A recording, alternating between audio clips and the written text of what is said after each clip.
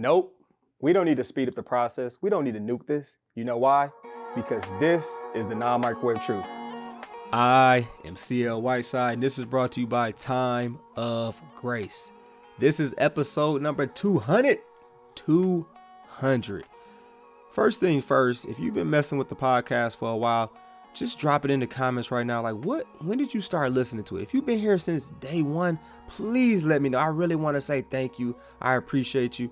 Drop that in the comments, even if it was since episode number 100. If this is your first episode, you can drop that in the comments too. And I thought about this with this being the non-microwave truth. And we're going to talk a ton about delayed gratification. Our first world problem question is this. In what ways do we as people, as a culture, want instant gratification? Like in what forms? In what ways? And I thought, what ways do we really want things microwaved? I coach sports. I know my athletes, they want their skills that they're working on in sports to be microwave. Like, coach, I worked on it really, really hard for a week. And it's like, yeah, you're getting a little better. You're not game ready, but it's only been a week, bruh. It's only been a week. They want instant gratification. I think about sometimes when people are like, you know what, I really want to lose some weight. And then a week happens and they're like, I actually gained a pound. It's like, it's working. Just trust the process. You know, water changes. You might have been drinking more water today. You might not have been hydrated the other day. Like, stick with it. But we want instant gratification. We want instant results. I think about people with job placement or job advancement. I'm getting more responsibility, but I'm not getting that title. I'm not getting that role. Relationships. That's another one. Personal growth. I did go to my counselor. I went one time and I expect everything to be completely fixed and different and better. And it's like, probably one time. And we know so many things in life are non-microwave process and they're going to take some time. You're going to need some delayed gratification. But I want to know, please tell me, especially if you're on YouTube, drop it in the comments right now. TikTok, Instagram, my handle is ChampionLife23. On X, ChampionLife23. Ways that we really, really want instant gratification. You can share this from a personal standpoint or things that you see in our culture where it's like people want immediate results like overnight. What is it? And this is our first world problem. It is dinner time.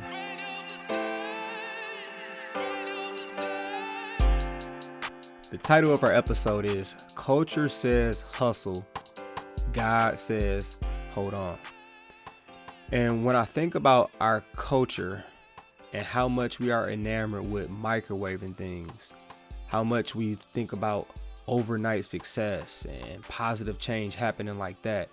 And you know what? I got to have a job advancement like now. I want it to happen this week. We are very, very impatient. And I think about that from the standpoint of being a follower of Jesus, being a Christian. It's like, should we have this mentality? And in some ways, we should understand that things happen for us instantly. Like God's forgiveness, God's mercy, God's grace, being a child of God, like that's instant. Like when the thief that was on the cross, it wasn't like God said, you know what, you're going to be in paradise like in a couple years or something. No, he said, today I will see you in paradise. But there's one of those things when you compare that to like God and his earthly best blessings or God and advancement in that form or fashion or godly success from an earthly standpoint. That takes a lot of time in so many ways. And I wanted to look at some people in the Bible. I wanted to pick more prominent people that we usually love. And it's like, man, that's one of my favorite people in the Bible. But sometimes we overlook the process that they had to go through. And that process is something that us as Christians embrace it, love it, and trust it. And on this episode of Culture Says Hustle, God Says hold on, I want you really just to think about your life and think about what are some things that you like, God, come on now. I needed this like last week or I needed this like last year. What's taking you so long? Come, God, please hurry up. God, please hurry up. And just really think about, are you missing some training opportunities? Or is your focus in the wrong place where you're not growing in the way that you should be because you're so enamored by having it or that thing now that you're missing out on some blessings that God is giving you while he's saying, hold on. First person that I want to look at, because I know a lot of people love him and he's one of the favorite people in the Bible, is King David. And when you look at King David, he wasn't always a king, but we love to talk about him as a king. And I think about this especially for people that are like, man, on my job, I'm not advancing as quick as I would like. Or you know what, success, it's not happening as fast as I want. And what's really frustrating to me is I'm getting more responsibility, but I'm not getting the job title, or I'm not getting the pay, or I'm not getting noticed like I think I should be noticed. And we look at King David, and I want to look at 1 Samuel chapter 16 when he was anointed as king. Now, this was around the age 13. Let's give or take a few years. So it could maybe have been 15 or 16 as well. It doesn't give us an exact age. But if he was anointed at that time, maybe 15 years old, 2 Samuel chapter 5 verse 4 tells us David was 30 years old when he became king, and he reigned 40 years. Verse 5 tells us at age 37, David became king over all Israel. So even at the age of 30, he wasn't ruling everything that God wanted him to rule. And it didn't happen till age 37. So that's like 20 years. So it's like, what happened between age possibly 13 and 30? So that's maybe 17, 18, 15, 16 years of him before he became king. Like, what was happening? And I just want you to think about this. Can you wait 15 years? Can you wait 16 years? Like, can you wait? Because I was like almost a quarter of his life. And let's look at the life of David, though. 1 Samuel chapter 16 verse 21 tells us, what was he doing in this wait? What was he doing? How was he developing? What was his training? It says David came to Saul and entered his service. Saul liked him very much, and David became one of his armor bearers. He also played music for him too. He played the lyre. And you think about this. Who is Saul? Saul is the current king. Saul is the one that David is supposed to be replacing. David already knows that he's the anointed king, but yet he still entered his service and took on this position of being an armor bearer and playing music for a dude who had a tormenting soul. Like, how many of us would have been like, nah, I'm not doing that because I'm about to be king. I'm about to blow up. But in that wait, in that God saying, hold on, he was being trained. He was understanding. He was able to see. He was able to gain a different perspective by actually being in the kingdom and being of service. And service is one of those things we have to be reminding ourselves of. It's a blessing to be able to serve. God develops us so much through service. 1 Samuel chapter 17, verse 34, we learn that David is what? We learn that he's a shepherd. We learn about him defeating a lion and a bear. So that's a different type of battle that he had to go through right there. But that was part of getting him ready to be a great king. 1 Samuel chapter 17 also reminds us that this is when he defeated Goliath, when everybody else was scared. And he was like, no, I can do that because I have God on my side. God's on my side, so I can do it. Also, we look at it in King David's life before he's king. He was commander of the army. And when he was commander of the army, he also was spending time running for his life. Running for his life. And he had an opportunity to kill the person that was trying to kill him. He spared the person trying to kill him, which was Saul. And when you think about that, how amazing that is for him to trust in God's timing and do it God's way, because the person that was keeping him from being king that we would look at and say is Saul. But he realized, like, no, the person that's keeping me from being king, because it's not my time yet, is God. And that is okay. So he spent his life running and actually could have killed Saul a couple of times, but said, how could I do such a wicked thing and sin against God? I'm not going to do that. I am not going to do that. So when you think about the life of David that so many of us love, of him advancing the king and being one of the greatest kings, he probably had 20 plus years of him working, serving, battling, fighting, being trained. But what was one of the main things that he did? Stay in God's will. Stay in being obedient as he possibly could. Of course, he was not perfect, but trying to do it God's way. And it said he was a man after God's own heart. And we learn in First Chronicles 29 verse 28, it says he died a good age. So looking at scripture, we can say he died at 70 years old, having enjoyed long life, wealth, and honor. His son Solomon succeeded him as king. So when you think about job advancement, when you think about success, it is really, really, really slow. It's one of those things where it's like, stay strong and trust in God's plan and be ready to work and be ready to serve and be ready to fight for the Lord and be ready to battle for the Lord and be ready to be trained, because you don't want to miss on those opportunities to be trained, because you like, yeah, that job is below me, or I can't do that, or I'm getting all this responsibility and I'm not getting the pay, or I'm not getting the acknowledgement. You're making an investment and planting some seeds that later will grow. And we look at with David, that took about 15, 16, 17, 18, 19, 20 years possibly. Another person that I want to look at is a prominent figure in the Bible a lot of people love would be Moses. And look at Moses from a leadership standpoint.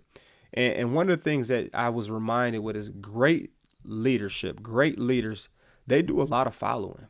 And for Moses, it was like, who am I following? Oh, I'm going to follow God in the ways that he wants me to do things. And great leaders, they live for the unseen hours. In this era of social media, and so many different things are recorded and it's posted, and you got videos of everything. Why? The unseen hours when nobody else knows about it oftentimes make a man or a woman different. In the dark, working and grinding is how you really shine. And when I look at this from Acts chapter 7, verse 23, Moses was his first part of his life. He was raised in Egyptian royalty. Pharaoh's daughter took him in and raised him. And it says when Moses was 40 years old, he decided to visit his own people, the Israelites. And if you know about Moses' life, what happened? He went to go visit his people. He saw some stuff going on. He went and killed a man, and then he fled for his life. He probably thought when he was in that 40 range, like, you know what? I'm hot stuff. I'm the man. Like, I'm about to save my people. Like, look, watch me do this. But he did it outside of God's will by killing a man. And then he had to flee for his life. And I think about that is sometimes we get some of the best training and we become arrogant. We start thinking I don't need to do this God's way, or I can do this without God. And you see what happened with Moses is he ended up having to flee and do it a different way. Now, him spending this time, the next 40 years, being a shepherd, being a foreigner in a different land, these are a lot of the years that some of us would say, like, this doesn't matter. Or, you know what, God can't use me anywhere more, or God's given up on me. And just look at this. It says, after 40 years had passed, an angel appeared to Moses in the flames of a burning bush in the desert near Mount Sinai. So probably when Moses thought he was done, and my life is just going to be a shepherd, and I'm just going to go ahead and stay in this land and be a foreigner, God was like, no, this is the time that I want to use you. Like, come on, Moses, this is the time. I know I said, hold on now this is the time. And so when you think about that, at 80 years old, he was going to start his greatest mission. And it wasn't under the flash of Pharaoh or Egyptian royalty. It was under the humility and the wisdom and the guidance of God's timing. So at 80 years old, that's a long time of preparing and waiting and being put in that position. That's when his time was on. That's when his time was. That's the time actually where culture wouldn't even say, hold on. Culture would say, you know what? You need to relax. You need to retire. You know what? Just go relax. But no, God was like, no, it's go time now. It's go time now. On this episode of Culture Says Hustle, God says, hold on. We have to look at one of the most famous couples in the Bible, Abraham and Sarah. And this is one that's especially key to look at, is because a lot of times in our lives, we're waiting for blessings, or we're waiting for things that have been promised to us, or we know like, okay, God is going to do something good in my life, and I trust in him and I believe him, for the most part. But how long am I supposed to wait? Or can I help God out? Like, sometimes God just needs some help. That's what we think in our minds. And I think about them, they were in the process of waiting for a child. You might be waiting for job advancement, or you might be waiting for a certain relationship. I want to get married so bad. We get into this mindset of like, I got to help God out. Like, you know what? Let me help God out because he's taking too long. And I've heard this phrase, God only helps those who help themselves. And it's like, that's not necessarily true. And what you mean? Like, what are you talking about in terms of you're going to help God out? And sometimes we just help, really, we helping ourselves by being still, by being still. God does not need our help. God will use that time to build a relationship with us. He will use that time to be like, hey, this is how you really trust me. This is how we really grow together. But so many times we try to help God out. God doesn't need our help. When we miss on that opportunity to develop a relationship, we miss on that opportunity to develop trust. We miss on that opportunity to grow and to really learn to be like, okay, I'm going to stop. I'm going to stop. Trust in God. So you think about Abraham and Sarah's life in Genesis chapter 12, at age 75, that's when God was like, Abram, I'm going to make you into a great nation. Trust it, believe it. I'm telling you, I'm going to make you into a great nation. He reminds him of that. Genesis chapter 15, verse 4. This is when he's 70s. He might be in his 70s or his 80s. God said this to Abram. Then the word of the Lord came to him. This man will not be your heir, but a son who is your own flesh and blood will be your heir. He took him outside and said, look up at the sky and count the stars. If indeed you can count them, then he said, so shall your offspring be. You might be like, what's going on here? This was when Abram was like, God, you know you haven't given me a kid yet. You must mean that my servant is actually going to be my heir. Like, he's not really my son and he's not really my flesh, but I'm going to give him everything and you're going to build this nation through him. And God's like, no, I'm telling you, through your flesh, I am going to build a great nation. I'm going to make you into a great nation. Now, this is something else to just point out or just be aware of. Waiting with somebody else, that's really, really hard. Like, it's already hard when you waiting by yourself, but when you have to wait with someone else for a blessing or for something, it can become extremely hard. And we see this happens with Sarai and Abram in Genesis chapter 16, verse 2. Abram, knowing what God has already told him, still struggled, still went because it was a long time away. This is the NLT version. So Sarai said to Abram, the Lord has prevented me from having children. Go and sleep with my servant. Perhaps I can have children through her. And Abram agreed with Sarai's proposal. So Sarai, Abram's wife, took Hagar, the Egyptian servant, and gave her to Abram as a wife.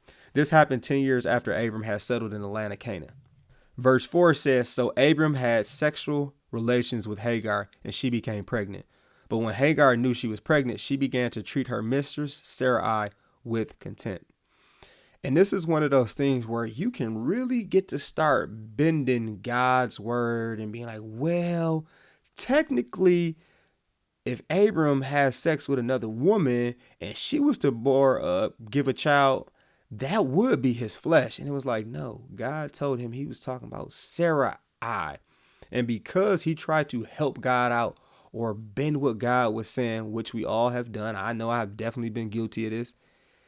What happened? His wife all of a sudden was treated with contempt. She ended up sending the mistress off. God had to go back and get her. That child, Ishmael, and the land or the nation that Abram's family was coming from had conflict for hundreds of years or for years. And it's just one of those things where it's like he tried to help God out. God doesn't need help. God just needs us to trust him when he says, hold on, hold on. And I think about myself with like, okay, I will plan things in my head, or I know I have planned or kind of thought things in my head. Like, you know what? By age 27, I want to be a head coach. I want to have my own program. Maybe by age 25, be married. Maybe by age 26, have a house. And when things don't go in the order or the time that we want, we start being like, you know what? Maybe I can cheat some steps and get maybe some blessings of marriage, if you know what I mean. Or, you know what? Maybe I can get this. And then when we're always worried about the next thing, we miss out on the opportunities and the blessings that God has in the wait. There are things that God can only show us, or God will only show us, when we are waiting on that other blessing that's going to come. So just something for you to think about, give you some encouragement. You might not be where you want to be right now. The relationship might not be where you want it to be, but there's some blessings in the season that you are in that you couldn't get even in that season that you think is going to be so much better or is going to be the highlight of your life or your career. Think about the now. Be present. Be present. Genesis chapter 18, verse 10 says this. Then the Lord said, I will be sure to return to you at this time next year, and your wife Sarah will have a son. Genesis 21, verse 5. Abraham was 100 years old when his son Isaac was born to him. That's the promised son. So Sarah had to be like 90 or 91 years old.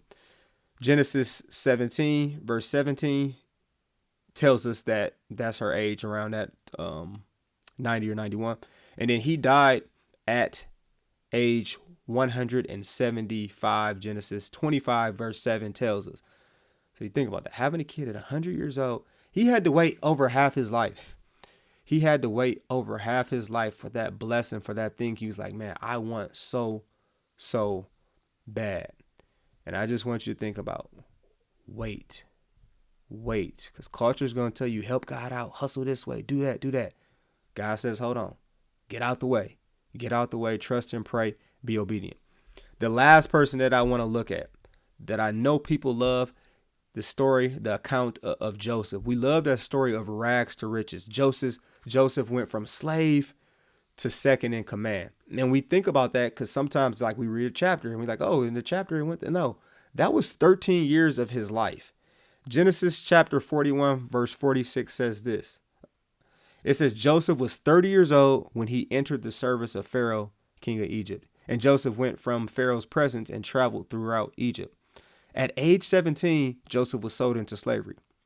So let's say like 10 years, maybe he was working and getting his way into Potiphar's house. Remember, he worked his way up. He was ended up running like this bodyguard or secret service agent or somebody who was big time with the Pharaoh. He ended up running his whole entire house and he worked his way up. But then he gets falsely accused of rape. And then he spends a few years in prison. So just think about that. Age 17, sold into slavery. Age 30, second in command in the greatest country at that time. We look at that and say, oh, it happened overnight. That is 13 years.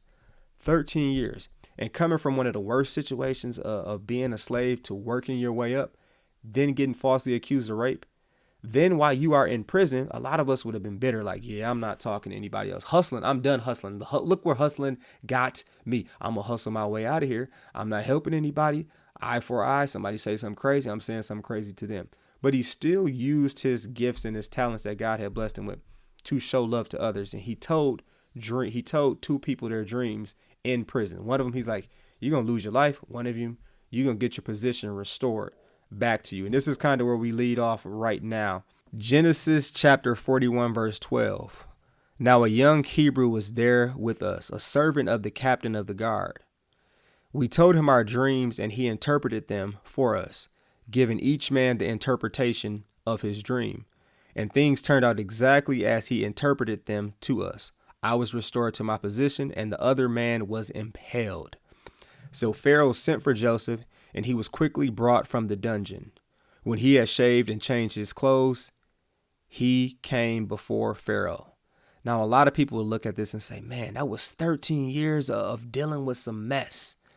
And what we can learn from Joseph is wherever he was at, whatever position he was in, he made the most of it. And he looked at the blessings and the opportunities that God gave him. Even when he was a slave, making the most of his opportunities. Even when he was in Pharaoh's household, making the most of his opportunities. Even when he was in prison, making the most of his opportunities. So whenever Joseph was in his weight, he still was like, how can I glorify God? What blessings, what opportunities, what training opportunities do you have for me in this weight?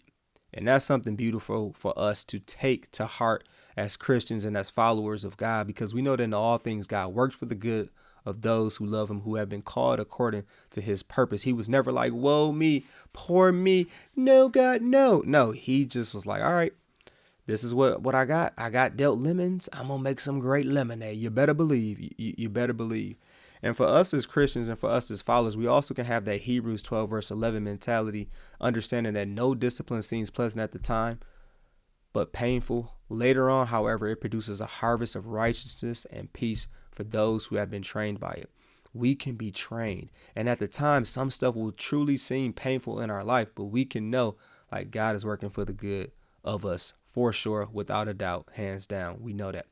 And when I think about Jesus and him communicating this with his disciples, there were so many things that the disciples did not understand and did not get. But what did Jesus tell them?